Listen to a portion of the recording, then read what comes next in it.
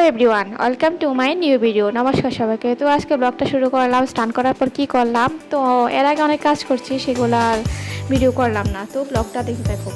এই যে দেখো, স্নান করার পর তারপর অনেক কিছু খাতা ছিল, এগুলো ধুয়ে, আমার জামা কাপড় ছিল এগুলো ধুয়ে তারপর গেলাম ছাদে। ছাদে গিয়ে জামা কাপড়গুলো রোদে দিয়ে তারপর বাসায় এসে এই যে দেখো ডালটা নামালাম। ডাল নামানোর পর ভাত বসিয়ে দিলাম, তারপরে গ্যাসের চুলাটা মুছলাম, টেবিলটা মুছলাম।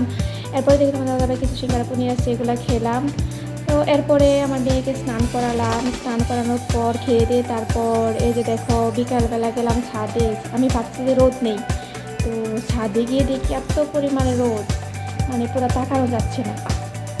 তো এই যে দেখো পুরো ভিউটা, এত রোদ, রোদের জন্য তাকানো যায় না। তারপর এগুলো নিয়ে বাসায় চলে আসলাম। তো বাসায় চলে আসার পর এগুলো সুন্দর মতো গুছিয়ে যেখানে যেটা রাখার সেখানে সেটা আমি সুন্দর মতো রেখে দিলাম।